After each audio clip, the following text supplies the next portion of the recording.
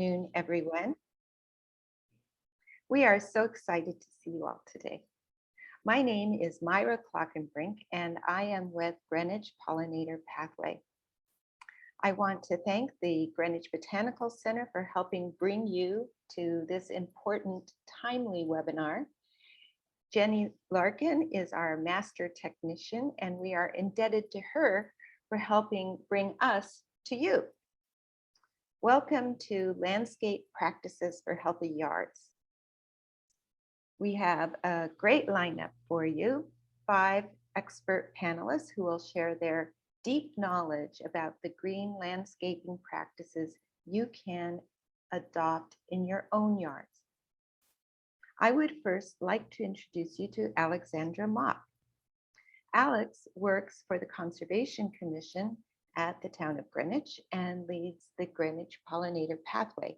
She is a certified soil and wetland scientist with over 20 years of experience. Alex is one of those people who can look at a landscape and know in a single view, she can immediately assess its overall health. Alex will talk to us today about the importance of organic matter in the home landscape, the health of the soil, and how to put a compost together so that you can keep organic matter in your yards and not pay to move these valuable components off the landscape. Alex, would you proceed and unmute yourself, please?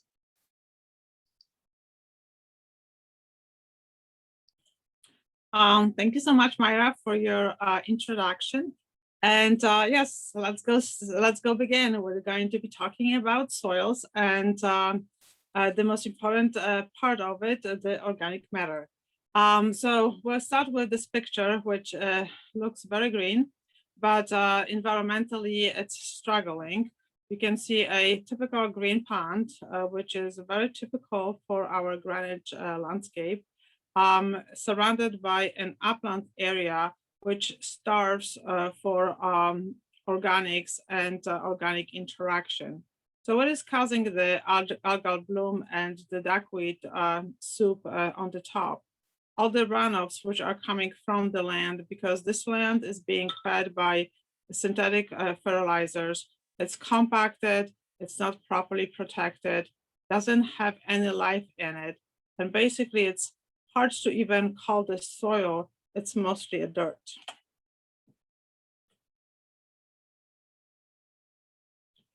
Oh, my slides are not moving. Oh. So what is soil? Let's go just take a look.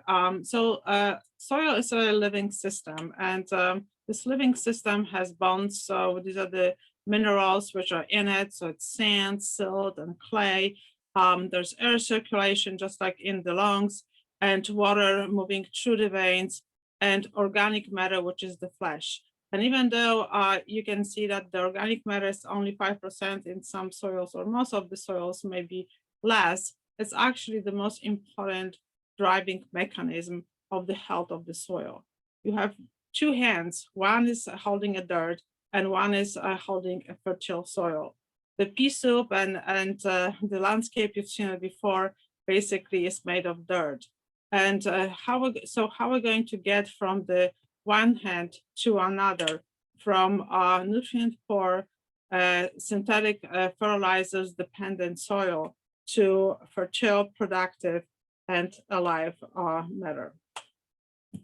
Here's a view of in electron microscopy of the particle of organic matter, and you can see how porous it is, and all those micropores are rich in biology, rich in microbes, and they absorb a lot of water, they absorb nutrients, they hold the nutrients.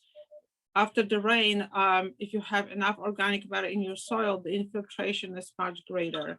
The organic matter is like a sponge, so absorbs a lot of water and holds it for the plant to access when it's needed. Also allows the air to circulate through. It's a food for all the organisms which live in the soil. and holds the particles together, so there's no significant erosion. Absorbs nutrients and holds them, so we don't have run of nutrients with the water. Those nutrients are being held and reached to the plants as they need. Also controls the acidity of the soil, so it's basically just the Goldilocks rule, not too little, not too much. So the pH is always right when you have enough of organic matter in your soil. Also make it soil fluffier and lighter, and improves its structure. When we're talking about organic matter, we're talking about living, dead, and really dead. So the living ones are the root systems and the plants and all the organisms which are alive. And once they die, they go through the breaking down, decomposition process. And then we're getting to the point where they can't actually break down any longer. And these are the really dead. And the really dead are the most important for the soil. On the picture above, we have humus, which is actually naturally made, and then man-made biochar, which all those two are very, very important and valuable in the soil mix. Soil is a habitat. So you can see the soil food web, which is it's like a factory. You have all sorts of workers. You have large organisms and small organisms, and they're all working together and hard to process the organic matter. So large animals are eating smaller, and then they excrete some organic material, which is then being processed and eaten by smaller organisms to the point where the compounds are being small and easily absorbable by the plant material, which benefits from it.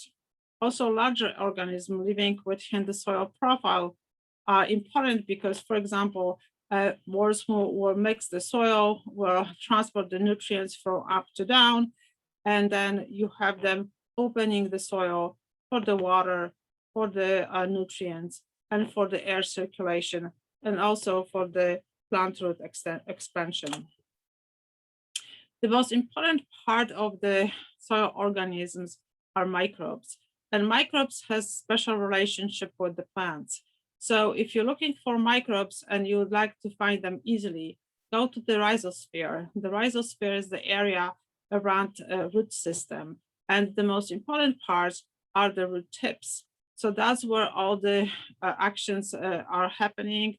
You have this more intensive than the New York Stock Exchange, and there's a lot of exchange going on.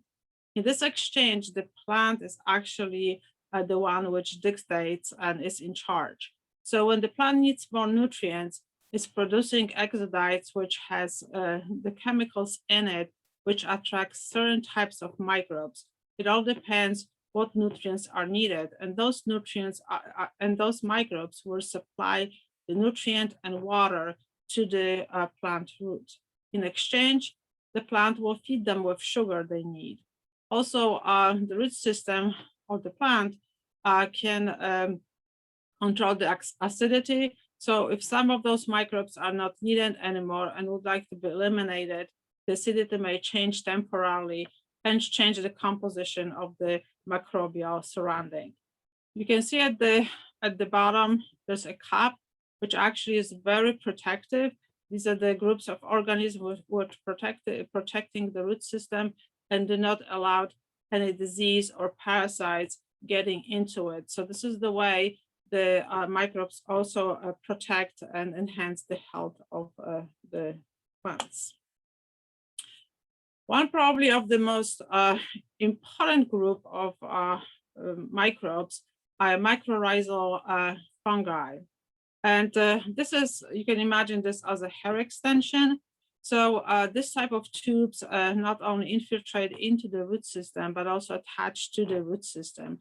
And they provide a huge expansion. So then the root system can reach out for distances and look farther for nutrients and water if needed.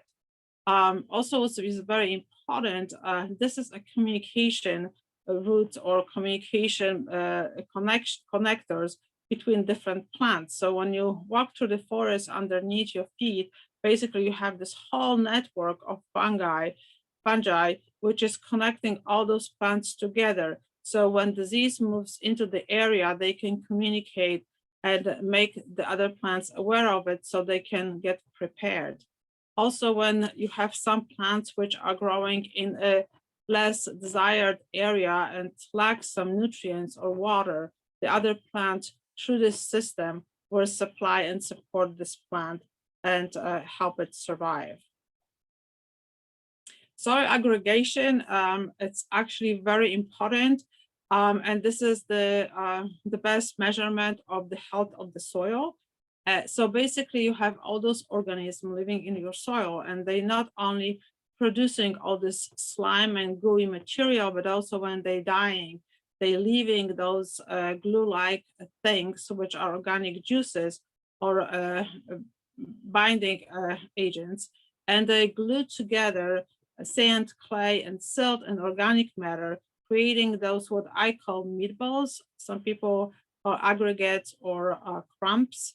So if you see those clumps or those aggregates, you can tell that your soil is healthy. Those aggregates will open up your soil, will allow the circulation of nutrients, water, and air, and also allow expansion of the root system of the plants. Now, do not confuse the aggregates with the worm casting. And this is important to mention because unfortunately, escaping from the Bronx Zoo are the jumping worms, and they were used for feeding animals. And now they took over more than 64% of New York City. They also moved to Connecticut. So you can see them in the forests, and the first way you look at the forest and you see that there's completely no understory as shown on the picture to the right, you can actually suspect that there's something going on, and most likely you have this ferocious eater and multiplier of the jumping worm. Jumping worms are kind of jumping, but also we call them snakes, and they move like snakes. They don't move like regular worms or the beneficial ones. So you can easily recognize also this white ring, which is a ring, differentiate them from the beneficial worms, which have actually saddle-like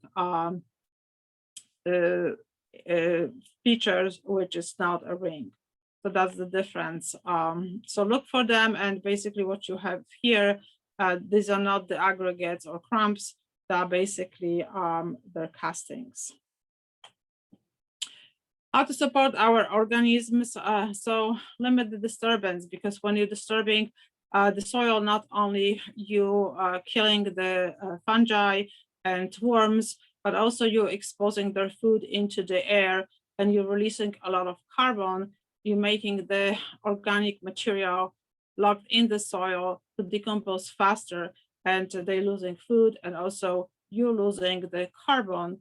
And as we know, soil is a major carbon sequestration body. So we'd like to keep as much carbon as possible in the soil, not expose it.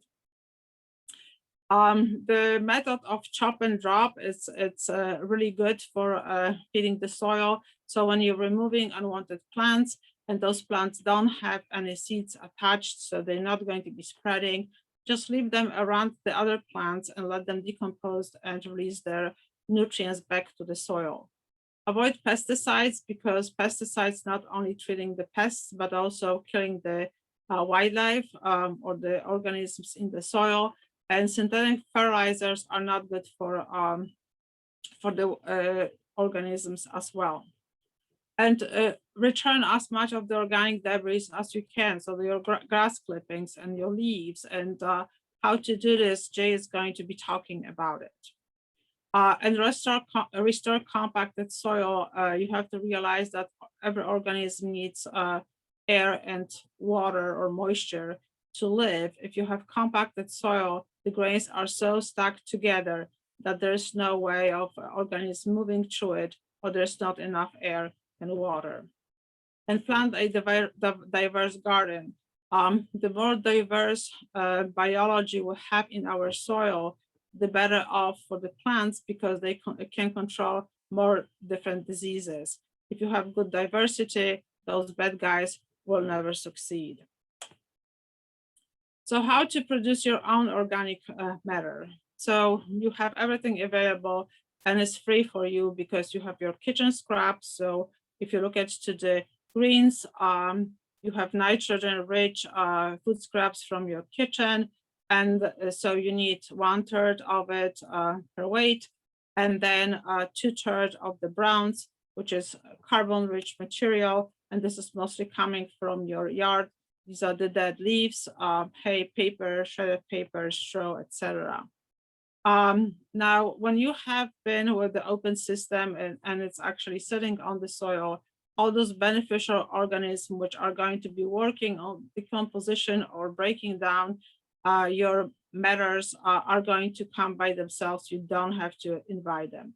But in order to maintain them, you have to give them the moisture they need. They don't like to be in desiccated area. They would like to be moist and also air to breathe. So from time to time, you have to turn your compost. If you would like to be nice to your neighbor, please don't choose any of the items on to the right or on the red area, because if you add cooked food, you will attract rats. If you add oil, you will basically desiccate worms because they breathe through their skin. And if they're oily, then can't do any breathing. If you put any of the weeds, make sure that they don't have seeds, because then later on you're going to be spreading the seeds with your compost. Anything preserved is not good for microbes, it's going to kill them. And be careful with any feces because they may contain bad bacteria. Anything on the left will make a beautiful compost. If you don't feel like you would like to deal with managing a compost, so maybe there are some other options for you to choose from. So bokashi composting is basically a fermentation process, and what you do, you buy some sorts of substances which will initiate the fermentation process. So there are some kits you can purchase. Vermicompost is basically composting with worms. So you feed them, you have worms which are eating your food and then producing casting. And the casting is the best compost you can ever have for your garden. Also, you can have compost tea, which is the liquid part of the composting. There are several new kitchen composters you can use, and basically what they do for you, you put your food scraps and they would dehydrate them and chop them. So you do this usually, just turn them on for the night, and in the morning you have this nice powder which you can then apply either to your garden or your potted plants. If you have too many leaves and you don't know what to do with them, you just do the leaf mold. So basically you don't have to turn them, you don't have to do anything with them. You put them into enclosed area or into a pile and wait. And usually the process takes from 6 to 12 months. And you have beautiful mulch, which you then can apply around your planted beds. What's the difference between organic and synthetic? It's a huge difference, because as we mentioned with organic feeding, you're feeding soil, you don't feed the plant directly, you're feeding the soil, and you actually energizing the whole factory, all the workers, all the organisms working for you to creating a sustainable system where everybody benefits, your soil, your plant, and the plant has a sustainable source of nutrients all year around. Vice versa, synthetic fertilizers, they don't feed the soil, they feed the plant. And now when you feed the plant, most of those synthetic fertilizers, they are very soluble in water. So when you have irrigation or you have rain event, they are being removed and going to the water bodies, and you're creating the pea soup, which we've seen at the first slide. Also, it's dependent, it's not sustainable, because once you put the nutrients, if you put too much, you're going to kill the plants. the plant is actually in shock when you fertilize, because suddenly there is too much nutrients around, and then within the next 3 weeks you have a lot of loss of this nutrient, and then the plants start starving, and you don't have the factory which will keep supplying, so the plant is basically depend on your input. This is my last slide, and I would like to conclude that the law of return is very important. So the way you manage your land, and whenever you take anything out of the land which lacks nutrients, you have to replenish it. So if you really have to take some of your leaves or grass clippings away from your landscape, then make sure that you're replenishing it with the compost, not synthetic fertilizers. And just keep in mind that a healthy soil needs water, organic matter, and to be left alone. So it's self-sustaining system and a low maintenance system. If you invest it, if you feed it right, it's going to benefit you for years. Thank you.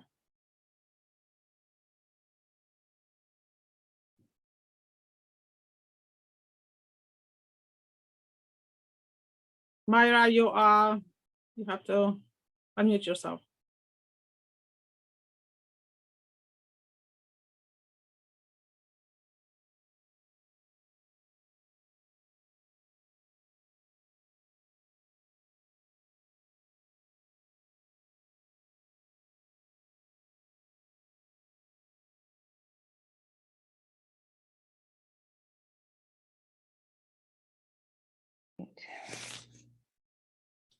Can you hear me now? I can't see you. Something went haywire here, but Yes, we can hear you. thank you. Thank you very much, Alex. Our next speaker is, I beg your pardon, I got kind of mixed up here. Our next speaker is Jay Archer. He is a, if I could just get my notes up here, I'm having such a hard time all of a sudden. Jay Archer runs Green Jay Landscaping and is going to speak to us about ecological land care through mulch mowing. Jay, unmute yourself and begin. Hi, well, thank you so much for inviting me to speak. And I'm very much looking forward to participating in this rich program. So what we're going to talk about is mulch mowing as a component of the healthy yard principles and practices. So this is a first step. And really what it's about is resource management. Okay. So the more we can conserve our precious natural resources, preserve, conserve, and protect them, the healthier our immediate landscape environment will be. The first thing to understand is how damaged our suburban landscapes are. They're very deficient in biology, so we can make assumptions that we need to restore that biology. We need to regenerate the biology that's lacking. We've had at least 50 years of bad practices, pesticides, all kinds of air pollution, contaminants in the environment, bad practices. So we need to move past that. Next page. Yeah. You have to tell her. Next, there we go. Okay, so I don't want to talk really a lot about myself. Anybody's interested in myself or what we do in ecological landscaping, we have a lot of information on our website at greenjlandscaping.com. This is the first of hopefully many of these programs about holistic ecology with the Greenwich Botanical Center, and the Native Plant Center has a program on Monday. Anybody interested in getting into this deeper? Okay, great. So the benefits of mulch mowing can't be underrated. Everybody can transition from traditional land use practices on a good first step, make a significant improvement in the health of their landscape simply by mulch mowing.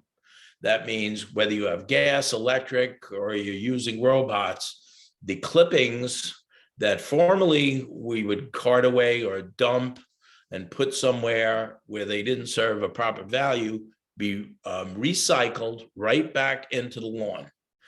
And we have found by laboratory testing that you can put 2 pounds of nitrogen back into feeding your lawn just from recycling the clippings. Typically, turf grass is a very needy beast. Okay, it needs a lot of nutrition. Some people occasionally tell me, I don't do anything to my lawn. I says, you don't do anything. So that's not a lawn you have. It's a weed lawn or something. It's just because you neglect a landscape area, you don't feed it, you don't treat it, you don't care for it, you don't use pesticides, that's fine. But a monoculture, an artificially constructed environment like a lawn is very needy. It's the neediest of all landscapes, was we prune it every week, we water it every day, we feed it continually, and we put a lot of resources into it. So the first step is to cut that resource to manage that, repurpose those resources accordingly. So regenerated clippings, huge. It's going to feed the lawn by itself. The next, and necessarily you want to be cutting at 3.5 inches. Lawns were not made to be cut at 2 inches. That's the biggest first problem we have in turf management. Golf courses put a lot of resources into managing turf at 1/4 inch to 2 inches.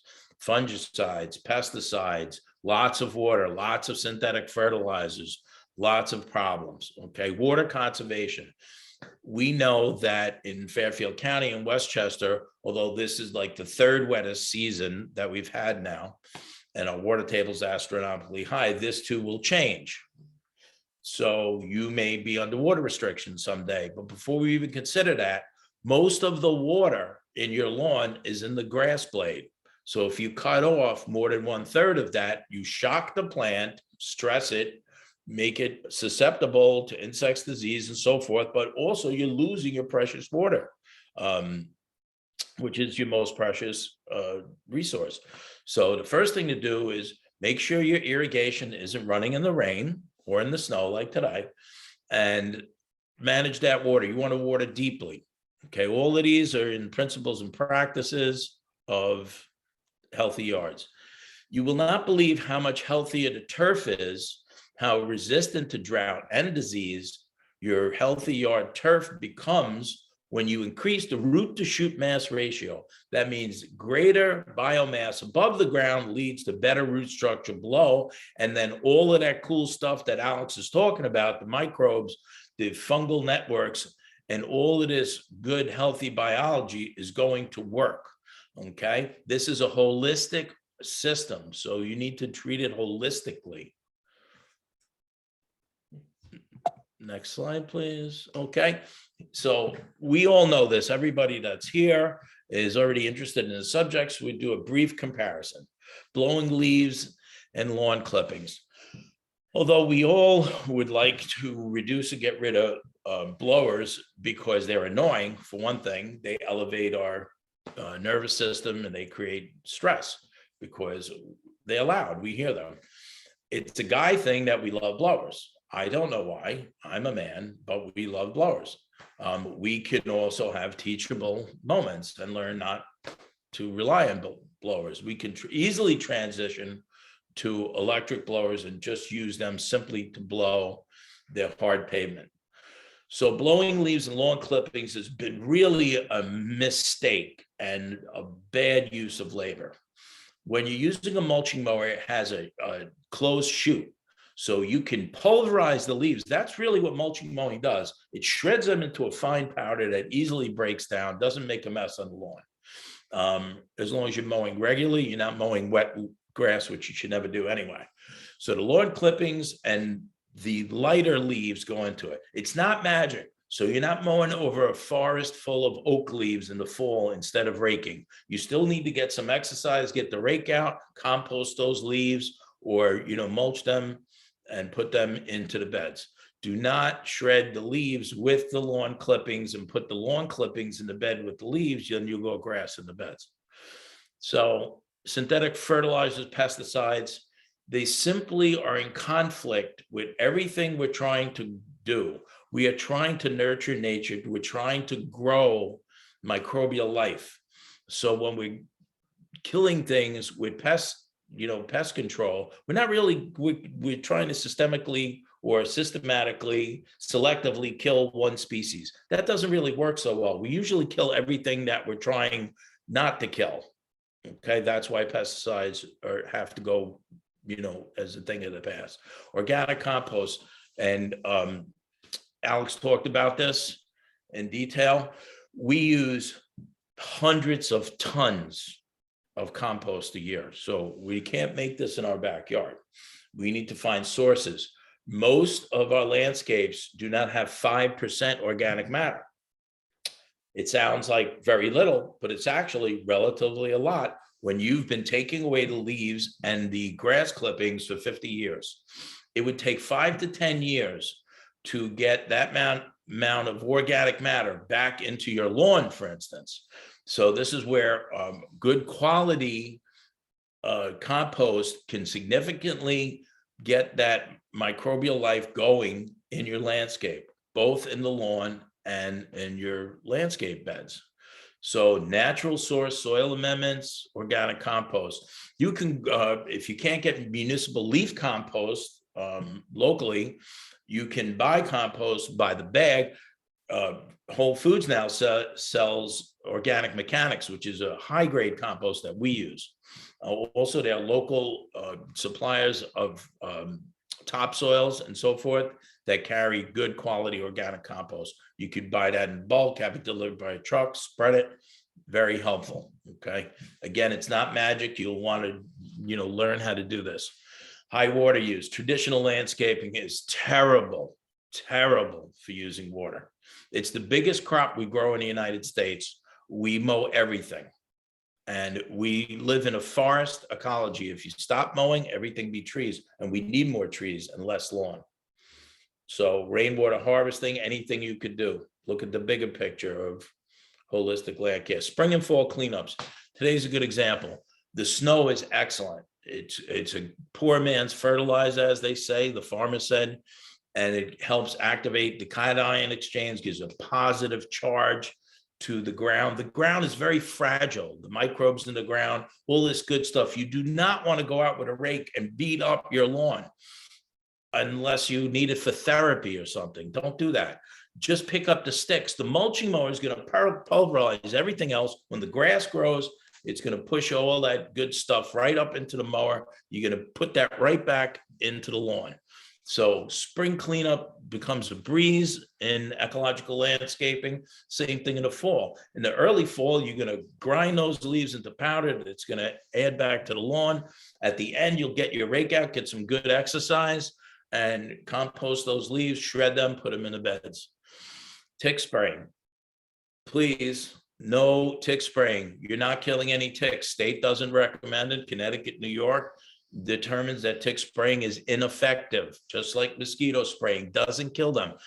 The ticks are under the leaf litter, very hard to come in contact with them, and the mosquitoes fly away when you try to spray them and come back later.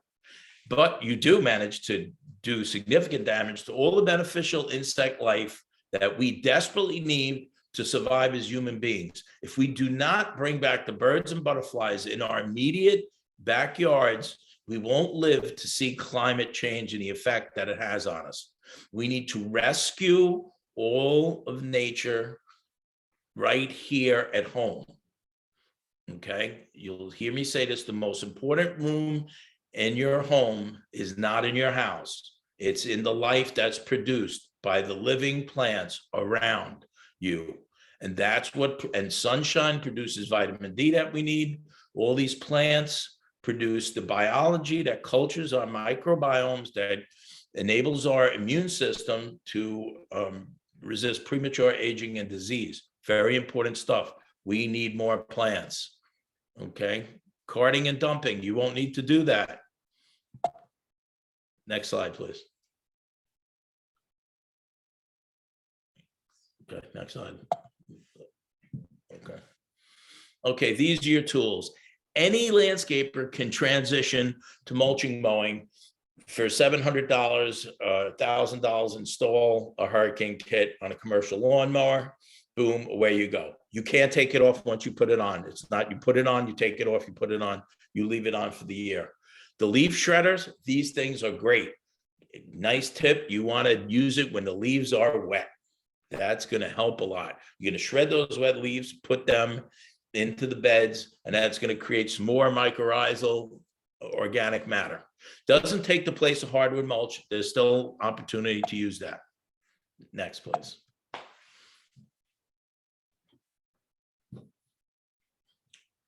Quiet is better. We don't have to talk about that, obviously. Electric blowers immediately replace gas blowers. No reason to use them. Easily get an electric machine, much better. Next, please.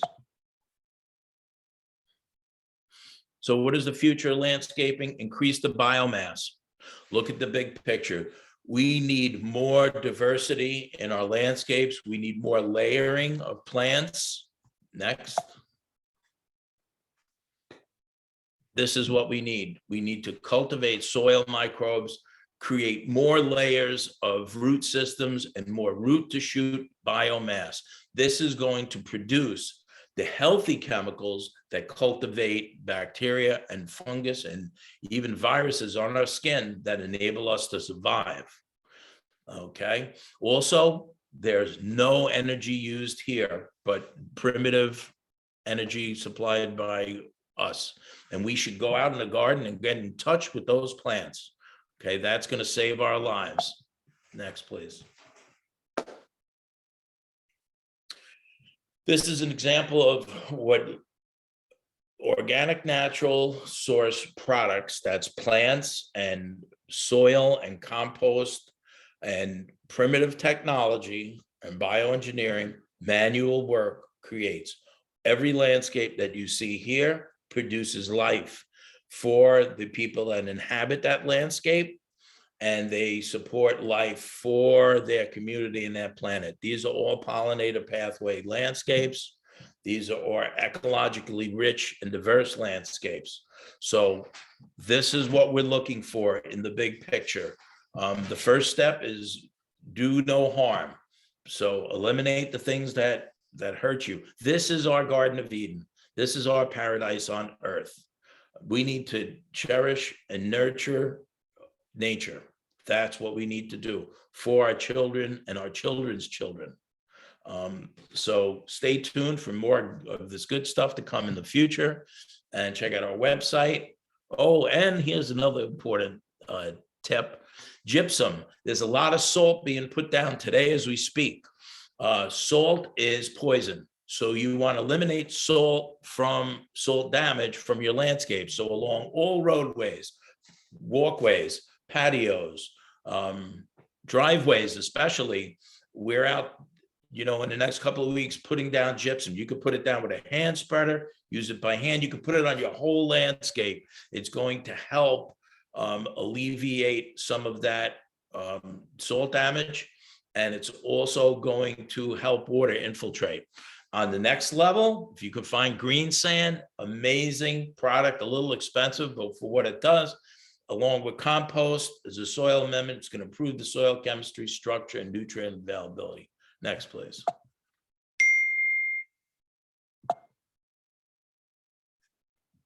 Okay, so thank you very much.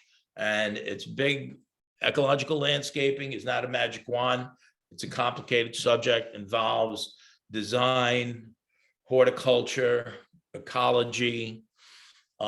So there's lots of good information out there, lots of support systems.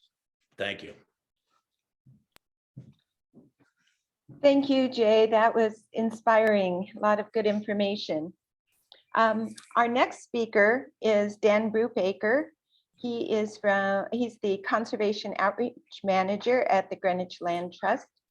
Dan runs the Land Trust Seed to Seed program that focuses on propagating native plants to use in restoration projects and to educate us about the value of native plants in our landscapes. Dan's talk will be on the ecosystem services that native plants provide, why native plants are a better choice for the environment, and for creating healthier backyards. Welcome, All right, Dan. thanks, Myra. And thanks, Alex and Jay. Great presentations. Let me share my screen. How's that look? All right. Looks great. Great. So I'm going to be approaching the topic of healthy yards from sort of a broader conservation biology perspective. My background is in wildlife biology and conservation biology, and both Alex and Jay talked a little bit more in detail, Alex about soils and Jay about sort of the actual practices of landscaping. We're going to look at in this presentation a little more at the broader perspective of wildlife and their health and what that means for us.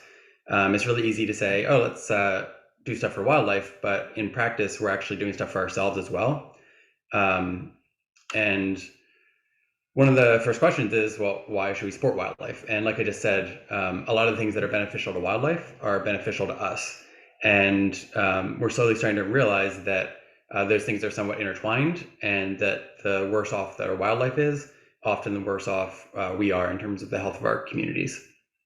So landowners, towns, broader communities are really starting to realize that the current model that we have of landscaping, and as Jay mentioned, the way we've been landscaping for years, is really bad for not just the health of our ecosystems, but for our communities. So we're going to talk a little bit about why those things are a problem, and then what hopefully some of the solutions might be. So when we're talking about wildlife, often we kind of think of our backyard wildlife, the stuff we see, deer, squirrels, chipmunks, things like that. But to have healthy wildlife in a more comprehensive context, where we have all of our insects, all of our birds, mammals, things like that, we require a healthy ecosystem and a healthy habitat. And something that we often don't take into account is that healthy habitat provides a lot of services. In conservation biology, they're called ecosystem services, and they are provided essentially free of charge by the environment if it is healthy. And they're often things that don't get factored into any sort of cost analysis if you're looking at paying for landscaping, or paying for healthcare, or paying for food. Any of those things often incorporate a lot of ecosystem services that we get for free, that we would not get for free if we don't have healthy environments. And you can see a list of them there. Some of them are things that we're pretty aware of, plants providing better air and water purification, especially wetlands create a lot of flood protection, and healthy forests and strong root systems of plants, specifically natives, provide a lot of drought mitigation. Crop pollination is something we're pretty well aware of. Pest control without insecticides comes from having healthy habitats. And our psychological well-being is something that's being recognized more and more, that our overall well-being is very much tied to our relationships with the outside world and the environment. And lastly, something that is becoming more and more of a factor these days is carbon sequestration, which is basically trapping carbon in plants and in the ground eventually, as a way to help mitigate climate change. And climate change is something that kind of sits in the background of all of these issues that we're talking about. It is something that exacerbates almost all the problems we have environmentally. And all of the ecosystem services listed here are going to become more challenging with the greater degrees of climate change that we're bound to see. So just kind of keep that in the back of your mind, that climate change is something that is going to affect all of these services and going to affect the health of our habitats that we're trying to build, and that the building of those healthy environments is a great way to help manage some of the effects on the ground of climate change. So why are wildlife struggling? This is something that I think a lot of people, if they haven't really looked into things in detail from a conservation biology perspective, they might even look in their backyard or look as they're driving around and say, well, there's tons of green stuff, lots of plants seem happy, and I see deer in my backyard every day, and there's some house sparrows that nest above my porch, and therefore things must be doing well. And it's true that there are a lot of plants that do well around people, around disturbance, and there's a few animals, specifically deer, again, squirrels, chipmunks, some birds, but that in most of those instances, you do not have what we would call a healthy complex group of plant and animal communities. So really our problem starts out with the fact that we don't have much wild habitat left. It used to be historically that the wild was seen as something that was separate from what we'd have in our backyard. So you might have your backyard that's lawn and landscaped plants, and then you would hope to have someplace not your back lawn that was wild and could have the healthy plants and animals and plant communities, animal communities that we think are important. And something we're realizing is that that's not really feasible anymore. From a scientific perspective, there just isn't much wild space left. Only 5% of the land in the United States is in what we would consider any sort of original state. Any of the land here in the Northeast, for the most part, is pretty highly manipulated and changed. So there isn't really anywhere else to go for wildlife. Our backyards take up, and our managed lands take up so much space that we're reaching the point where we need to find room for wildlife in our landscapes, or else there isn't going to be room for them anywhere else. So one of the biggest challenges for wildlife and ecosystem health in general is land fragmentation. And this is literally an entire semester course in a lot of college programs. And the way that fragmentation and discontinuity affects habitats is really large.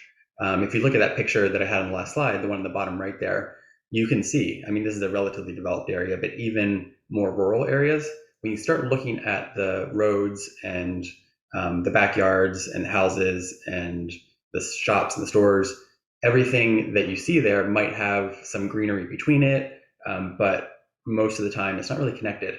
It's not a habitat that can house a large amount of diversity, which is really the crux of what we're looking for. We're looking for diverse plants, diverse plant communities that can support diverse wildlife communities. So we have that lack of wild habitat. We have land fragmentation of the habitat that does exist. And due to that fragmentation and our manipulation of environments, we have a large influx of non-native plant species.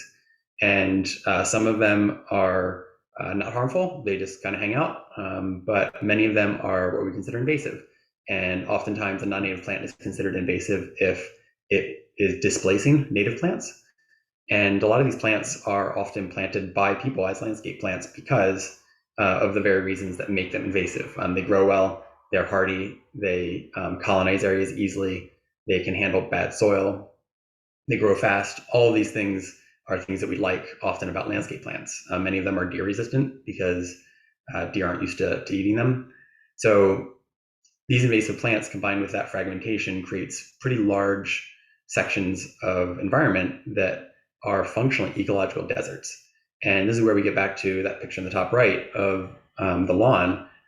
It looks great, it looks green, might seem like it's really healthy, but from a wildlife perspective, there's very little value there.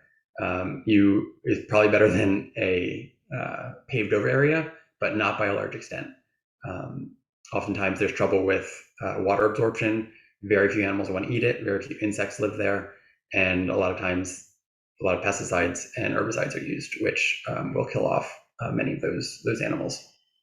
So all of those things together, what we're finding is that our backyards are, from a practical perspective, pretty similar to a desert for a lot of wildlife. And it might not appear that way, but in terms of food and other food, shelter, water, the things that animals need, that's how it's seen for them, which makes it not very hospitable.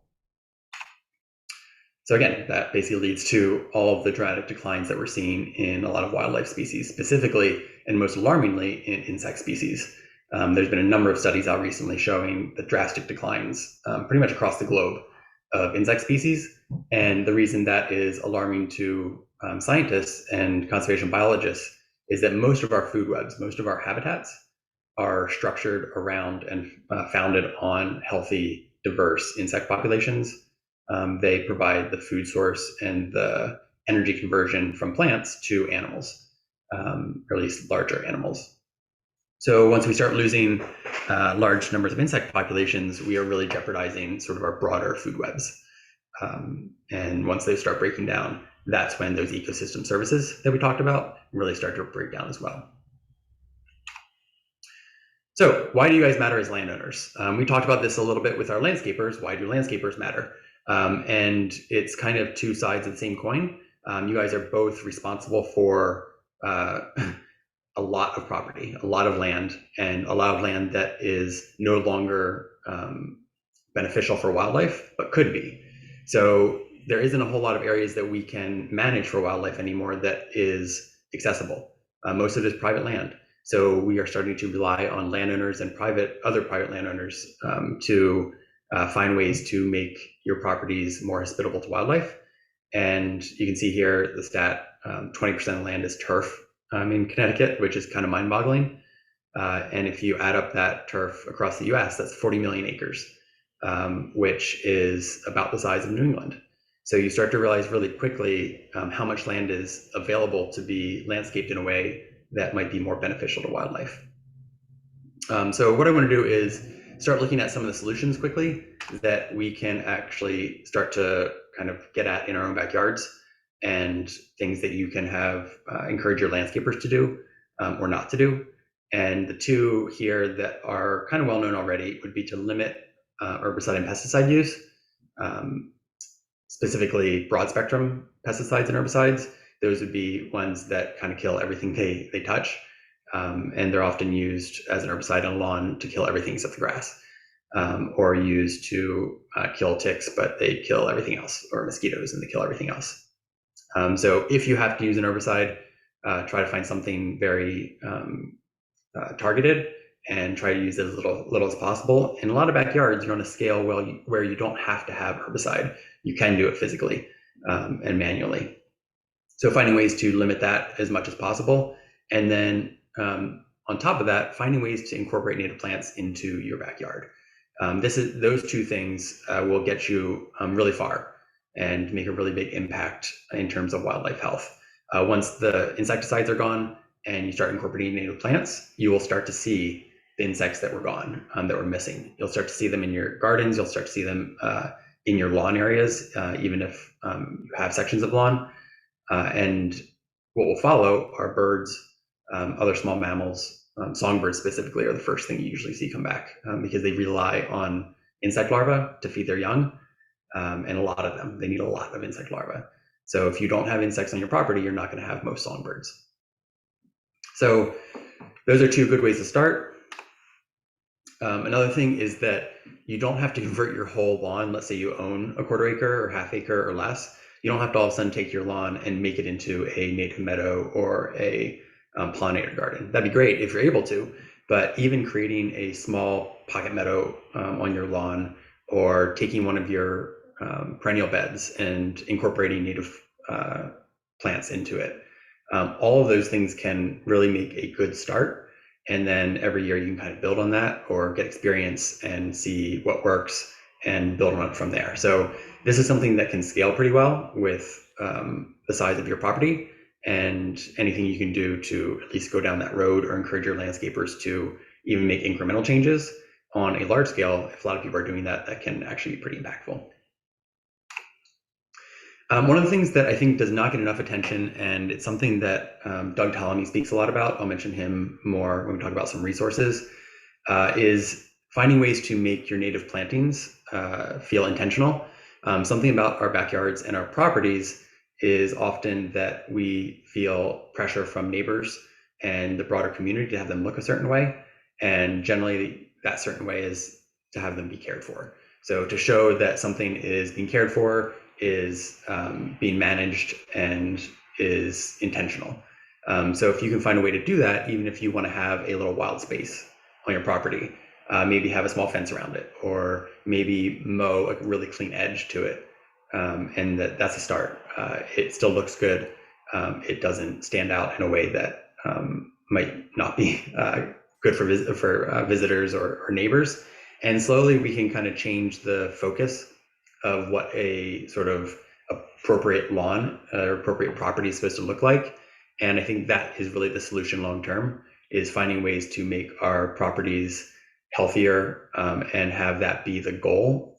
So when people come to your property, they actually see that as something that's good and shows that you care about the property, rather than having just highly manicured lawn and non-native plant species in your flower beds. So finding ways to show intentionality, that is, could be at the top in terms of long-term benefits. Something you can do as landowners, as you get more knowledgeable about this and more invested in it, if you can talk to your landscapers, they are working for you. They are going to be doing things that homeowners want done. So if you are asking landscapers to maybe use multi-mowers, as Jay was talking about, or finding ways to incorporate most of the organic matter back onto your property, if you're asking them to do that, they will find ways to do that. So you as a landowner can really be a driver of change if you're able to sort of rope the landscapers into it as well. Because the two of you, landowners and landscapers, are really the ones that are responsible for these landscapes. Lastly, something that often gets kind of lost, especially in suburban environments, and especially with the prevalence of LEDs, it is incredibly easy to have lights everywhere now without having to be nearly as much of an investment. But nighttime air light pollution is really problematic for insects, specifically flying insects. So if you can find ways to not have lights pointed into the sky, maybe have shades on them that point them the direction that you need them, which is generally on the ground. And if you have large floodlights, maybe for safety at your back door or at your front porch or something like that, it's really easy to have them on timers, which takes away a lot of the negatives associated with them. So they're not on for the whole night. And when you have light pollution like that, it can cause exhaustion for insects. It keeps them from eating, keeps them from reproducing, can cause blindness, makes them really accessible to predation. So it's actually a pretty big detriment to our insect populations. All right, quickly, a couple of resources, because a lot of people get excited about this and they say, oh, I want to go plant some natives, and then they realize they have no idea what to plant or where to plant it or what to do. So there are more and more landscapers, fortunately, that are becoming fluent and recognizing what can be planted where and what native plants are beneficial and easiest to use in a landscape environment. But if you'd like to become more knowledgeable on your own, two really good sites. One is by National Wildlife Federation, and they have a native plant finder, and wildflower.org has one as well. And basically, if you go to either of those websites, you can put in a zip code or a town, and they will present to you a list of plants that grows well in your environment. So basically looking at your climate zone and then telling you what plants will grow well. Once you kind of have an idea of what you want to grow, figure out where to buy plants. Again, fortunately, because this is becoming more and more popular and people are recognizing the importance of it, more and more nurseries are starting to carry at least some sort of native plants. If you go and Google either of these two titles there, either the Connecticut Portal for Native Plant Nursery List or New England Native Plant Sources, both of those you'll get a list of native plant nurseries, and it might not be a nursery that only sells native plants, but they at least have some available. And the only caveat I would put on here is that native plants are amazing, they're really helpful, but a lot of nurseries are carrying plants that are significantly altered from the wild state, what we call cultivars. So just be aware that when you're buying cultivars, oftentimes they do not have the same wildlife benefits as straight wild species. Oftentimes dwarfed plants or plants that have slightly different growing habits aren't that big of a deal, but if the flower structure is changing a lot or the color of the leaves, things like that can often have a negative impact on how insects utilize them. Lastly, here is a very, very quick list of some sort of starter resources for people if you want to start reading up on some of the conservation biology concepts behind healthy yards and how to landscape with native plants. Those two books in the top right are by Doug Ptolemy, who is, I would say, kind of preeminent researcher on sort of backyard wildlife health and how to bring that about. So both Nature's Best Hope and Bringing Nature Home are incredibly great places to start. And then the books below are more of like reference books in terms of how to do certain things in your yards if you want to either learn about it yourself or find resources for the people that are caring for your yards. So in conclusion, we're spending a ton of time and money, whether it's ourselves or our landscapers, taking care of our properties in ways that are incredibly inhospitable to wildlife and really unsustainable for our long-term well-being. So finding ways to start kind of slowly shifting, or hopefully quickly shifting those priorities can really go a long way into not just improving wildlife health, but improving the health of our communities. Thanks so much. Wow, thank you so much, Dan. That was an excellent presentation. We are very lucky to have all this expert knowledge presented to us today. And our next expert is Jeff Korjulak. He is the founder of Organic Ways and Means, a 100% organic landscaping company that uses only electric machinery, dramatically reducing the noise and air pollution created by gas-powered machines.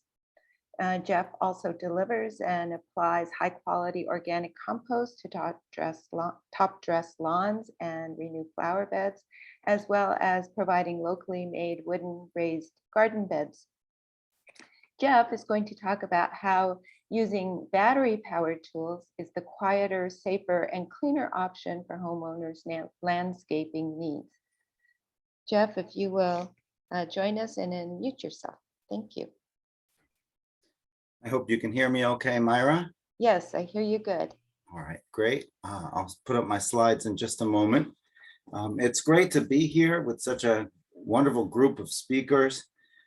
Dan and Jay, and Myra and Alex are part of a wonderful network of people that are really making a difference to change people's minds, influence governments to make change, and I'd say give us all hope. You know, there's a lot of good things that can come from going organic and going electric, and without volunteers and experts like all of these people involved with the program today, it'd be a lot harder to create the change that we're starting to see. So thank you, everybody. It's very encouraging. Throughout my career, we've been bothered by the problems of chemicals and the problems of air pollution, problems of noise. It affects everybody and everything. So I was invited here today to speak on a topic related to generally to electric landscaping, and I'm happy to do so. Many people feel that you need chemicals to landscape. We've spent years talking about how you don't need them. A lot of people heard about electric, and maybe they remember the electrics of the 80s, which I remember and I used as a kid, pushing my corded lawnmower around. But these days, everything's different with electric. So I'd love to be able to show you what I do, some of the places I care for that are electrically 100%, no gas. And I'm happy to take questions here or offline by email. So thank you very much. Let's see if I can put this together. Can you see my screen now? Well, we don't see your slides just yet. Okay. You click the green screen share button. I'm coming. Oh, yes, I'm coming there. Thank you. Got it. Can you see these slides now? Yes, we see them, Jeff. Thank you.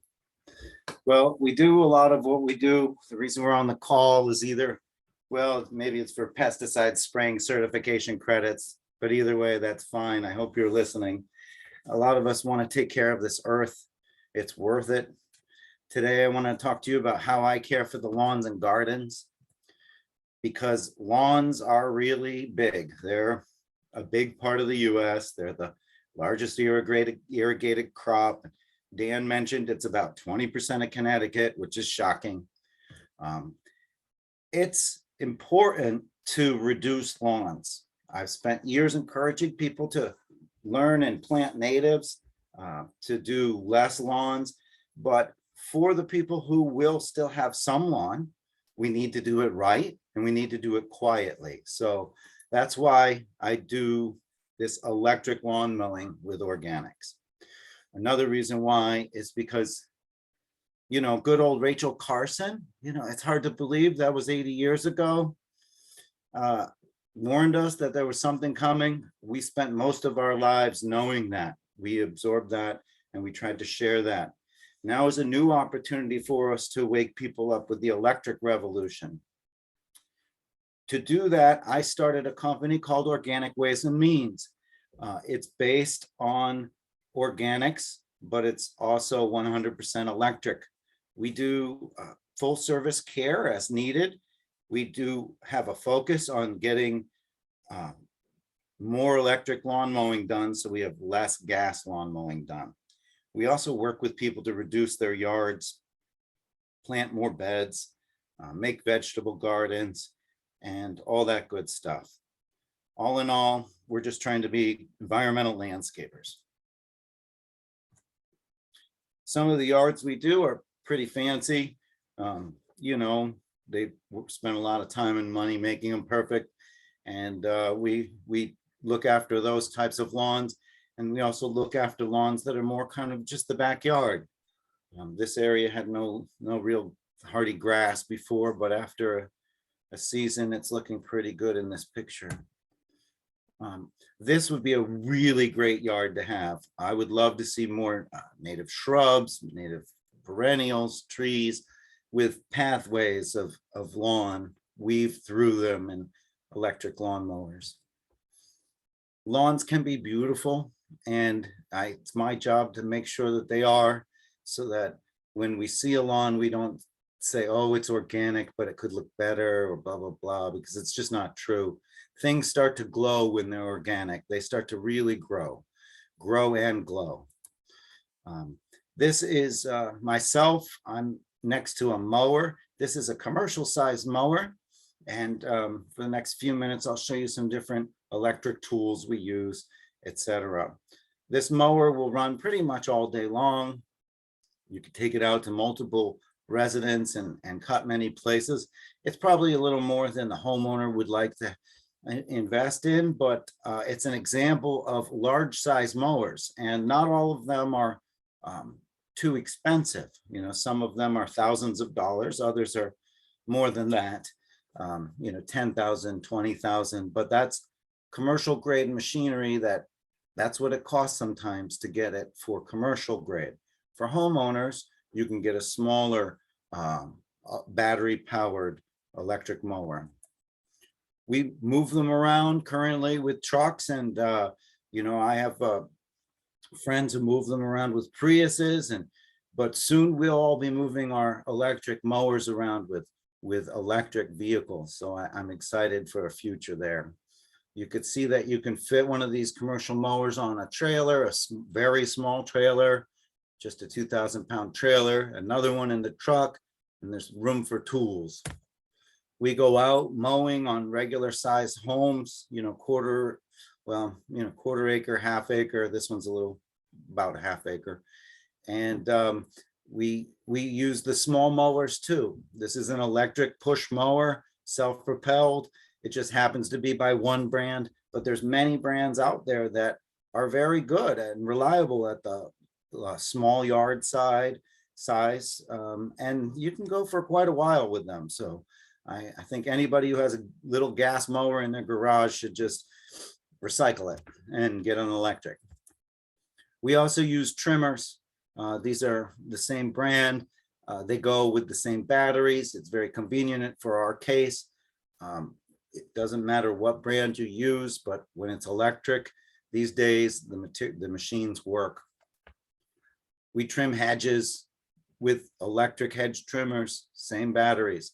So a homeowner would be really smart to get a lawnmower that matches its hedge trimmer and string trimmer and blowers for that matter. So you can have multiple batteries because batteries come with each one, and then you swap them out. These are blowers. These are handheld blowers. I recommend a friend of mine a long time ago when I started this suggested two at once instead of one at once, and he's right. Two is better than one, and you could push with one. You can lift the leaves with one blower and then move them a distance with the other. So I recommend two streams of air whenever possible.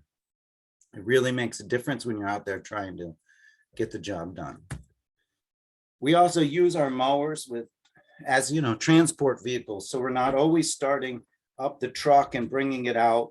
We don't have a leaf vacuum to suck up the leaves.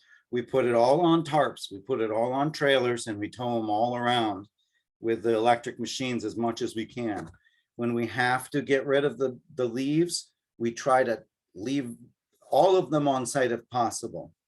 And in many cases, and some large estates, that's very possible. Smaller properties, we have to take some of the material away, which is fine. We tow them away on our trailer, and it's minimized because we've already tucked as much as we can into the bushes, etc. That also helps us not have to move leaves as much off of the lawn and out.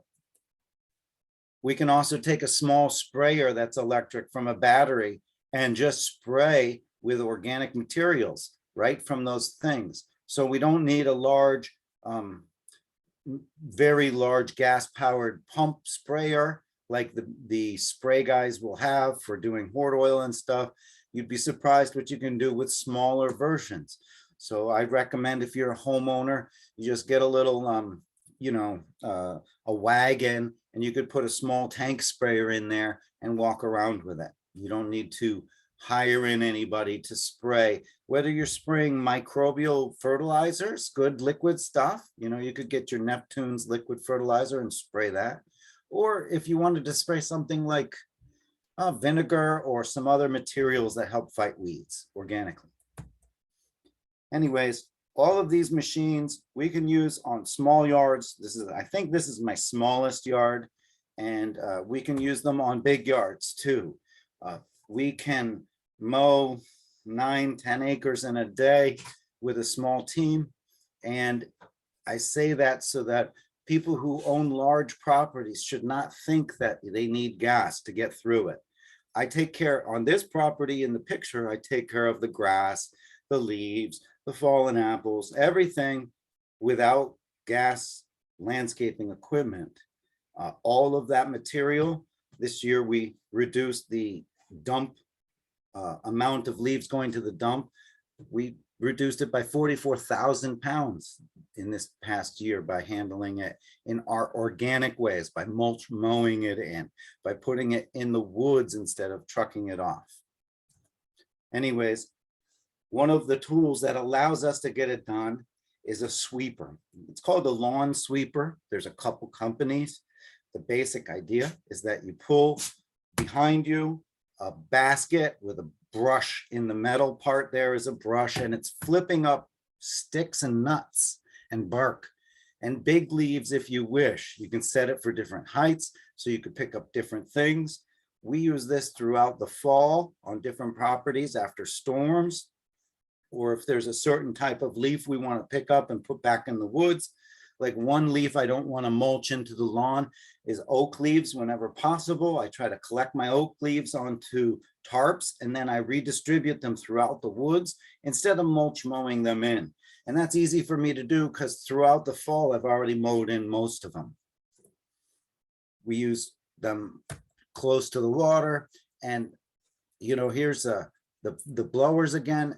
Those blowers and this lawn sweeper are the things that we use to do huge properties. Oh, some plastic and rakes as well, but no major rolling blowers were needed, just kind of backpack types, in this case handhelds, plus the tarps, etc. This is what a truck will look like when it's got some boxes off the back. I just show you those boxes so you can see that, where do you do the batteries? Well, the batteries I put in those boxes, they can go in the bed of the truck too, but I need the room. So I put the chargers in a plastic box, and I got a very strong 10 gauge cord, and I can charge 6 great batteries at a time. In the other box, I've got extra batteries and some other tools. So I think you get the idea. This is similar to the amount of space taken up by the gas tanks on a gas crew truck. Not much. Doesn't smell. Don't need to go to a gas station with guys on the clock. So, you know, there's a lot of benefits to this. And all you need to have is a simple charger. In the middle is, you know, basic charger, and homeowners would get those with that brand. It's very simple to do. If you plan ahead on a homeowner's property, you just need like 1, 2, 3 batteries. If you, at most, you really just need one to be using and one to be charging. On a crew, I'd recommend taking out, you know, 6 chargers and 20 batteries if you can, but you can make do with less. But anyways, that's a bit about how we do our lawns with electric machines, no gas machinery, very little hauling. We mow it in and all that good stuff. We can make quality lawns doing simple things. I don't want to go too far over my time, but basically compost is a key. If you do nothing else as a homeowner, I recommend you use compost under your bushes, on your grass, etc. This is an example of improving your lawn with compost. First, we come out, we clean up all the sticks, then we put down seed, then we put down compost, then we top it with straw. That's it. If you did only one thing, you could just do this every year. You do this every August with seed, and it would be feeding your lawn, and it would be taking care of it. Make sure you always test your lawn to make sure that it's not too rich in anything. Compost does come with a good amount of nitrogen. So if you were composting your lawn occasionally, you probably wouldn't even need any of the fancy organic fertilizers, although they can really help. And they come with microbes that are specifically adapted to the lawn environment. So I want you to stay positive. This lawn was ugly, now it's nice. It's very possible to take what's on the left and turn it into the right. On the left was in August, on the right was in November. And you'll end up with beautiful things if you just stop putting chemicals on. It's all about the soil and the microbes. So I hope you enjoyed some of my pictures. I'd be happy to go on, but without further ado, I think I'll turn it over to the moderator, if that works for you. Works for me. Thank you so much, Jeff. It's good to have that insight into how to use a good alternative to using gas, its spills and its emissions and its noise. Our next presentation, Eric Horn, the co-founder of Pure, a local business based in Old Greenwich that provides an easy way for people to book eco-friendly services.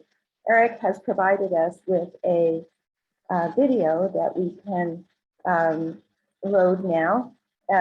Pure connects green-minded people to green local vendors. And you will see in this video a robot, a lawn mowing robot, and Pure is offering today's attendees a 20% discount on their first booking for any landscape service with the promo code QUIET. So Jenny,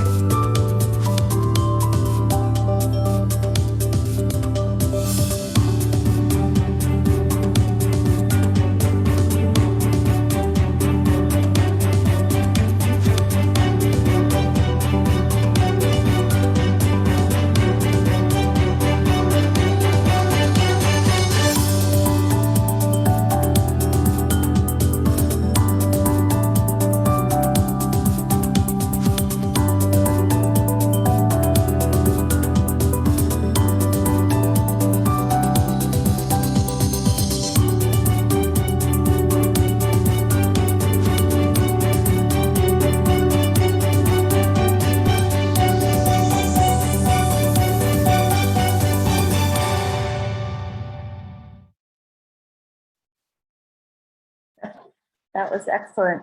I would like to ask people if you'd like to ask the panelists questions. Please raise your hand. And Jenny, I believe you will call on the people with questions. I have a few questions myself I'd like to ask. I believe Susan Foster has the first question.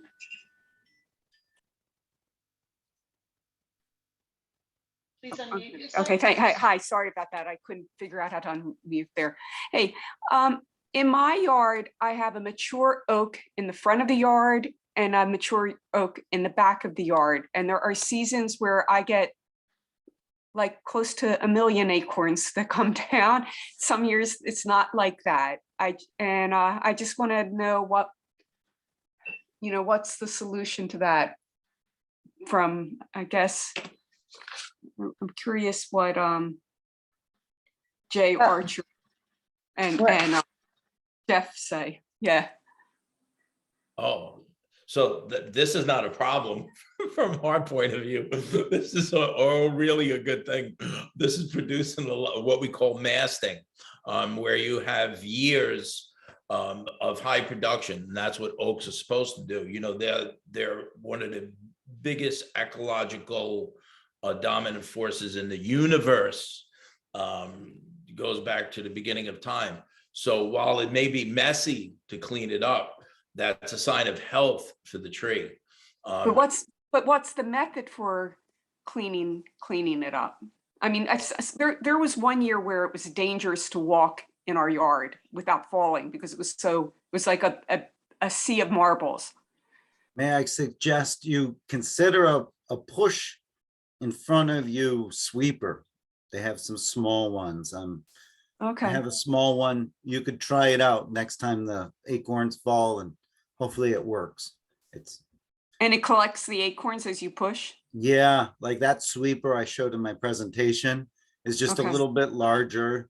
It's the same idea, but it's a brush, and it brushes them up, kind of like a tennis court brush, kind of like, Well, I heard that in Texas, in Houston, they have a lot of oak trees, and that all the landscapers have that there. But when I asked around Greenwich until you, I couldn't find anyone that had it. I couldn't find where I could rent one. Like, it just didn't seem like anyone even knew about it. No, nobody around here was using them. I found them at Home Depot. I told Mo Green about them. I think he and I are the only ones using them. Okay. And they, sweeper's it's a game changer for us. It's the answer to reducing my blower time. Yeah. Okay. Thanks. Christian, would you like to ask a question? Christian, are you there? There you go. Unmute yourself. Yes. Can you hear me now? Yes. Hi, I have a lovely messy yard right now, and I'm wondering when and how I should go about cleaning it up. The mess comes from dead leaves, of course, but it's also got stalks of phlox and echinacea and things like that. And of course, I want to get some of them cleaned up so that new shoots can come through. But am I best to chop it all up and leave it there, or what? Maybe I could direct this to Dan, because there is interest in keeping the dead stalks in place for native bees. You want to talk to timing, Dan? Sure.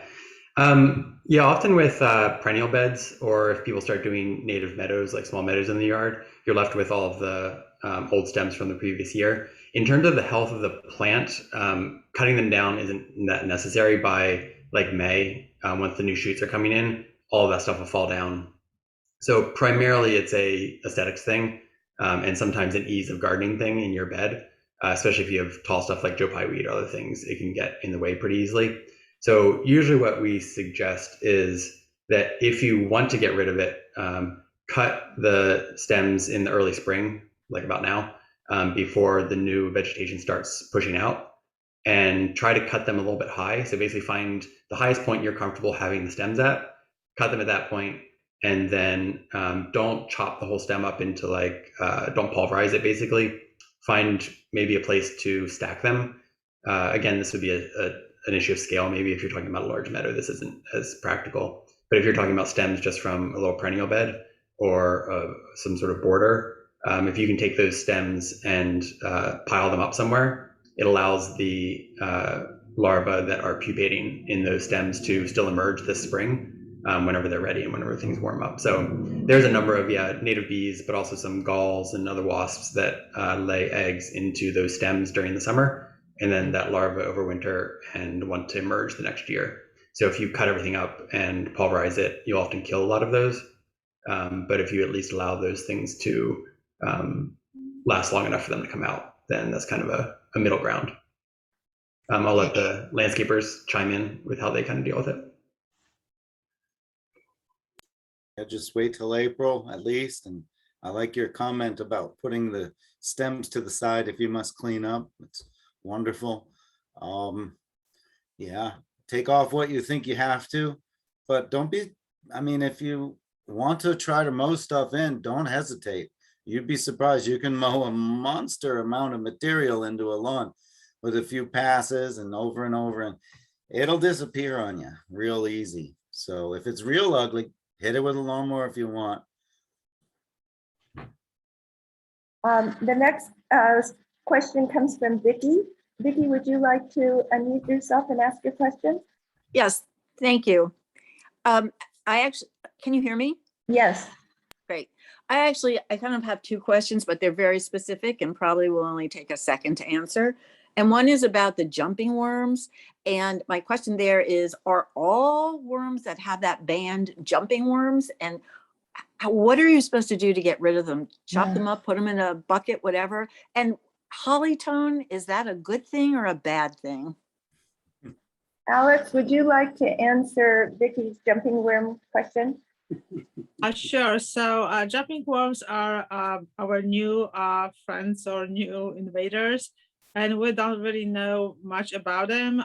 People were trying all sorts of things like mustard and baking soda, and it doesn't look like actually it does anything to them. And one of this characteristic, and maybe Dan can add to it, is the ring. So if the ring is solid all around the body, then this is a jumping worm. And we have at least, I think, 3 different species right now in Connecticut. Also, when you handle the worm, the regular worm moves slowly with the segments moving. This one is going to be moving like a snake, which is very typical, and you will just recognize this right away. And then the casting, which I show it to you on the top of the soil, also will let you know that most likely you have them. Dan, would you like to add something to it? Yeah, only thing, the little band she's talking about is the clitellum, and that's the basically reproductive organ for the earthworm. So that's one way to ID them. Usually what I notice most is their movement. If you pick them up, they thrash about. They're very firm compared to earthworms, and they have a bit of an iridescence to them. So I find those things almost more noticeable than the band, but the band is, I would say, maybe a more concrete way to tell if you can look at them. So is there no way to get rid of them? I mean, yeah, I would say on a small in scale, there's a small conference on the jumping worms recently, and what it sounded like from that is that on small scale, you can find ways to mustard, like Alex mentioned, there's ways you can get them up out of the soil and you could collect them, but that if you're talking on a landscape level, there really isn't any sort of straightforward way to deal with them, and that they're new enough that I think a lot of the methods that people are suggesting don't have either certification or aren't really verified to actually do what they say they're going to do. So unfortunately, at the moment, there isn't a ton to do on a large scale. I'm not sure if Jay or Jeff, you guys have any experience with having to deal with them in terms of trying to get rid of them, but yeah. One thing that, go ahead. No, is say they're a challenge. The one thing that I'm understanding is to try to buy bare root plants, Mhm. because there are no jumping worms in the landscape now. They die and leave their eggs, and then the eggs hatch in the spring. And you can find the egg masses on potted plants. They get transported. So Yeah, so there are a few things you can do like that to try to prevent them from coming into your property. But once they're there, for now, they're kind of established. Yeah. And again, if you have like a garden bed, you might be able to deal with them there by pulling them up and getting them out of the soil. But that's not something that's practical for like a huge property or, you know, medium-sized property. Mm. Jay, would you like to answer her hollytone question? Oh, yeah. Hollytone is a good product. Epsoma is one of the original organic fertilizers. I like Biotone Plus better, which is a Epsoma product, and it has mycorrhizal and the other biologicals that we need. That's an improvement on that. Hollytone is for plants that are ericaceous, so acid loving. So that's very good for your azaleas, blueberries. Remember, a lot of these plants like 5 to 6 pH, and our soils are basically neutral pH. This is why sometimes your rhododendrons and azaleas and andromeda and other plants suffer because they're trying to adapt to a pH range that is not natural to our area. So we need to either give them elemental sulfur, not aluminum sulfate, to change that pH. That's where, you know, peat moss, when we plant blueberries, we try, it's the only time we use peat moss because of the acidic aspect. It's very slow to break down.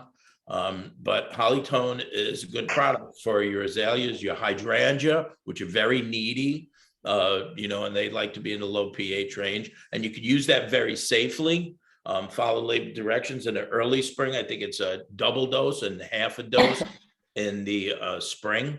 And I think that's a good idea. One thing I just tag on to the jumping worms, if we're not finding a lot of problems with good nurseries and growers having a lot of earthworms, so we're not seeing that transported too much in the trade. And if you do have 1 gallon or 3 gallon plants with a good root structure, you're going to be able to plant those plants below the area disturbed by the worms and establish the landscape that way. Okay, so that's kind of critically important. And yes, bare root is good, or you take the 1 gallon plants and, you know, make sure you don't have, you know, worms in there. But we're not finding that really too much in the trade. But planting, you know, plants with deep roots going to improve the ecology. Hopefully the jumping worms are also going to come and go, like things come in cycles with, you know, life in the garden and landscape. Thanks. And Jay, do you find, is there any difference in quote unquote tick spray and organic tick spray? Are they both, should they both be on the like do not use list? Oh, thank you so much. I prefer that nobody kills anything anymore. I think we've done enough damage to the planet. Thank you very much. I think cedar oil is organic. There's many things that are organic. Organic means carbon-based. That's all it means. So if you're trying to kill ticks, you need to pick up the leaf litter, get that little tick and spray him and put him back under the leaf litter. I don't think that's really going to work.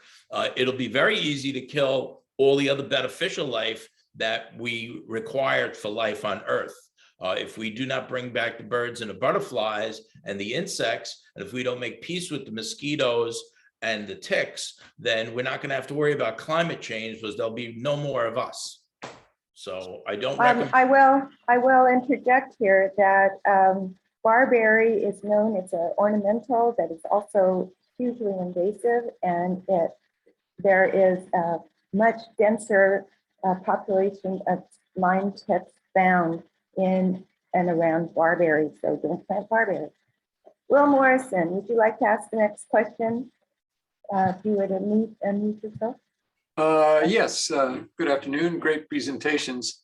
I plan on getting a electric mulching mower, both for the lawn and for the leaf in the fall. And so what torque specification should I be looking at so this thing doesn't stall out? You want to talk to that? They're all ready to go. You don't have to worry if it's strong enough. you know, like they're not selling a weak one these days. They're selling these mowers that are pretty strong. I think you were asking, you know, how strong of a mower do we need to make it work? Am I right? Yes, exactly. Yeah. I mean, my concern is like in the smaller ones, like they're 20-inch wide, you know, is like Go, my neighbors will have them, you know, is that, you know, they're gonna chop up those leaves nice, Yeah. nice and fine. Oh, yeah, it really will. It's amazing. And one of the things we all forget about as homeowners is sharpening the blades is actually important. Just unscrew that blade, knock it off. And there's a bunch of ways to sharpen it. And you can take it to a shop even. But if you sharpened your blade as a homeowner, you would be, if you sharpened it 3-4 times a year, that would be amazing. You know, as a commercial person, we're sharpening them almost every day if we could. You know, we would if we could, but regularly, a couple times a week, switching out blades, because it changes the resistance on that motor. Okay, and you're going to reduce your disease levels if you have a clean cut. So pick out any old mower, keep it sharp, put in that mulching plug, and just go. Isn't it right too, Jeff, that you can get mulching blades? You Or is- can. Some of the mowers will allow you to get a different blade and mulch even better. Yeah. Very good. Rita Nemiroff, would you like to ask your question? Yes, please. Thank you all for this information. It's very valuable and I'm taking notes copiously. I have two questions. The first one is for Jay. You mentioned the Biotone Plus, that you prefer that. I'm wondering why and what plants do you use it on, or shrubbery? Do you want me to give the second question now as well? Yes. The second question is about my lawn. The last 3 years, I've not put, actually in the whole yard, beds or anything, nothing but organic material, trying to do the composting and so forth. But my husband's a bit disillusioned with the weeds that are on our lawn, and I'm trying daily to weed out, and I just can't keep up. So I'm wondering what I can do to try to control those weeds on the lawn. You want to give it a go, Jeff and Jay? It can be tricky. You got to know what kind of weeds we're talking about, but remember a couple things. Grass does not do well with a lot of overland water flow. If you've got a drain spout going over the lawn, it's going to be challenged to be beautiful. If you're walking across the lawn in areas, you're compacting it, that is better for weed seeds. In the spring, if your crabgrass has died, leaving bare areas, that will warm up quicker and the weeds will sprout again. So come this spring, try to fill in all the gaps with seed early on. So grass seed starts filling in the gaps, keeping it cooler. That can help to discourage your already existing problem. So, you know, that's a couple things. But let's say you've loosened the soil, you've been putting seed, you're checking the pH, making sure it's not inhospitable for grass. You know, you could use some applications that are out there to discourage weed growth. One of them contains iron, and most of the weeds will suck it up and the grass blades won't. They suck it up and it kills them. So an iron-based weed killer's out there. Hand picking is a good idea if you can handle it. But, you know, if you try those steps, you could also try the iron-based weed killer. It's sold under the name called Fiesta. Green Earth Ag and Turf supplies it, among others. But Fiesta is an option. And yeah, it's about competition. Just remember, they love terrible bare soil, so they will sprout. Keep your grass tall as well. Don't mow it every week unless you have to. Tall, very tall, as tall as you can handle it. 3-4 inches at least, because it will keep the ground cooler and it will prevent the seeds of weeds from growing easier. I don't know. Good, Anybody thank else? you. Yeah. Thank you. Jeff Did is you want to absolutely- hop in? Jeff Very is good. absolutely correct about, mowing height. Also, grass seed is getting hard to get, good quality grass seed. We mostly prefer in the trade now, both the traditional landscape and the ecological trade, what we call tall type fescues. They're turf type tall fescues. And they're much hardier, drought resistant, probably going to grow in most conditions. Depends on how much shade. If you're really struggling, you really might need a turf agronomist or a professional come do a soil test and find out if you have a problem. But reseeding, a lawn is a very needy thing. So you need to reseed. A thick, healthy turf will dominate the grass environment, and it will keep weeds from seeing sunlight if you cut it 3.5 inches. That's going to help you a lot.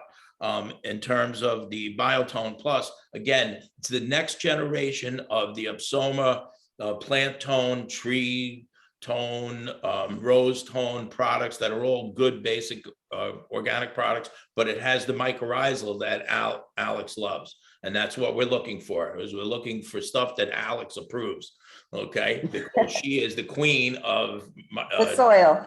soil. So if she's smiling and not, shaking her head in this direction, that means pay a couple of dollars more. And it looks like you can get that now at better garden centers. So. Can you Okay. give the name of the? Oh, that's for not, excuse me, that's for not ericaceous plants. That means for most of the deciduous plants, with the exceptions of things like rhododendrons, azaleas, and everything that holly tone covers. Oh, very good. Then the next question comes from Mary Kay. I'm going to take 2 more questions because we're well over our time here. Let's see, Mary Kay, you are allowed to speak. Can you hear me? Yes, thank you. Okay, I have a small property, 50 feet by 120. A couple of years ago, we had installed a sprinkler system and the drip hoses for the flower beds. I'm not really, I know the rule of thumb is to water less often, but deeper. But I'm not sure how long I should be setting that to. The lawn, not so bad, but the beds, sometimes when I'm weeding afterwards or whatnot, I can see under the mulch, there's patches of white mold, I guess, or. That's good. That's actually a good thing, right? If that's that mycorrhiza coming to the surface. Yeah, it's fungus. You want to see things like fungus. Oh, It's a okay. good thing. I thought it was something that I was watering too much. Well, it could be a little moist, but that's not a big deal. No, I mean, Okay, if it's so too how- much, it will be smelling like rancid, Okay. waterlogged without oxygen in it will smell bad. Anything else, if it smells like soil, it's pretty much living. Okay, and with your- what should I set my schedule to? How long? Well, it really kind of depends. If you ask your company to set it to water like twice a week, the Yeah. allotted amount, that would be very good long watering. They might want to do it more often. But the rule of thumb is if you took a tuna can out and put it in the lawn where the sprinklers are working, Mhm. when it's about full, it's about 1 inch. That's one way. Okay. But I Okay. would just tell your irrigation company, look, I want to put it on in 2 or 3 shots. Can you do it? And see, some systems are very large, very complicated, and it just is physically impossible to do 3 water, that's it. But you talk to the irrigation people. You really just got to tell them you want 1 inch, very like just once or twice, and delivered in 2 sessions, 3 Okay. sessions. Perfect. And what Very about the good. soaker hoses? The same thing? Or the drip, I should say, yeah. This is for her flower beds. For the flower beds? Yeah, I'm not an irrigation expert. Mhm. Okay, I Okay. appreciate it. Thank you. Mhm. Nicole Foreman, would you like to ask your question? Oh, yes, thank you so much. I didn't know if I would get in. I'm grateful. So kind of piggybacking on the lady who spoke about the patches of her lawn with weeds. My lawn too has been without pesticides. However, I mean, I personally am ready to like have a native garden, kind of the pictures that several of the speakers have shown. However, I have a 5-year-old son and a chocolate lab who part of the reason I bought my house is that backyard for them.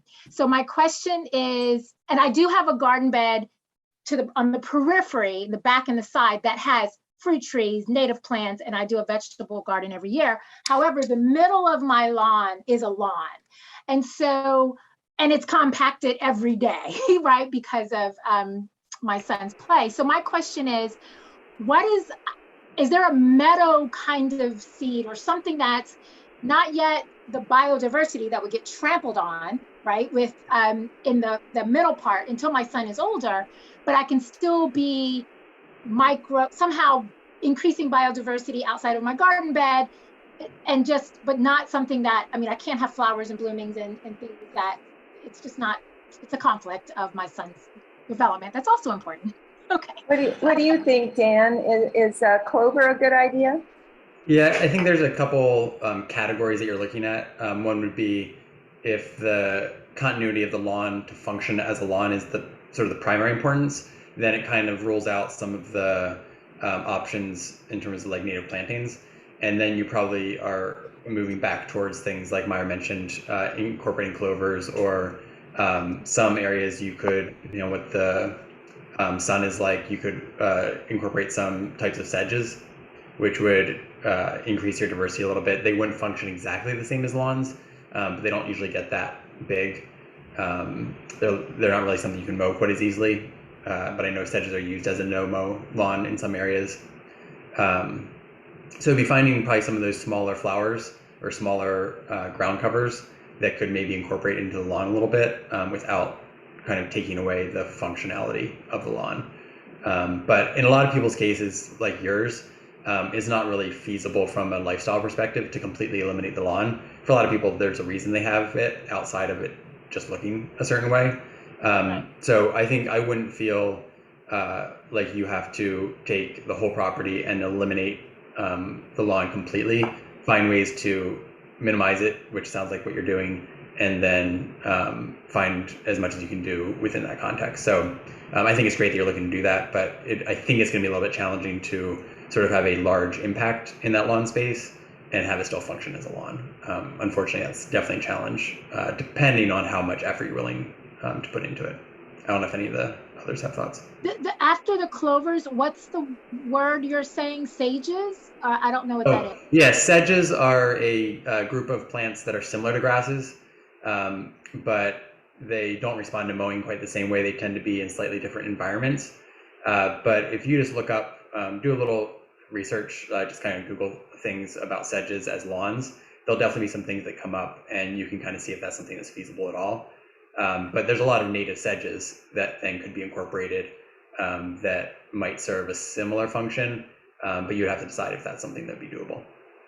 I'd like to bring in Eric Horn. Eric, you haven't spoken to the group at all. You showed that wonderful video. Would you like to pipe in here a moment? Sure. Yeah. No. There's a quick thing regarding the cutting height and the robotic lawnmowers. So, as Jay Archer and also Jeff mentions here, that in an organic yard, you want to keep the height tall, or at least 3 inches, 3.5. And in terms of the water conversation, if you cut too much off your grass blade, like Jay mentioned in his presentation, you're actually going to shock the grass and stress that it needs more water, it needs more feeding. You just leave it basically in a bad cycle. So with a robotic lawnmower, you're actually gonna just nibble the grass at your preferred grass height, which is very beneficial over time. Not having to grow the grass too much and then you cut off a big chunk of the grass blade. So that's how do they do with mulching leaves at all, or other debris on the lawn? Do they work with that? Not really. It's really meant for the grass cutting. So when you come to the fall, grass grows less, more leaves, and you go over to such as Jeff, you have the sweeper, or any those type of tools. But it's really beneficial in terms of keeping that right height on your grass and not cutting off too much of your blade in terms of organic yard. Very good. I want to tell you all that we have yet one more webinar on March 16th at 7 p.m. And that's going to be for landscape professionals and property owners in Spanish. So you can refer your landscapers to this. You can register at the Greenwich Botanical Center and your neighbors. We have begun the transition to a healthier, safer, more cost-effective landscape practice. It will take time, but know that every effort makes a difference. A little bit from all of you can move the needle to a better outcome for everyone. I want to thank you all for coming today. We appreciate the effort you are making to learn more about cultivating a healthy yard. Take good care and have a great day. Thank you, everyone, for coming. Thank you, presenters, for Thanks. a fantastic Thank you. program. Thank you and have a wonderful year. Yep. And we'll be sending around links to everything as well as the recording to all the attendees.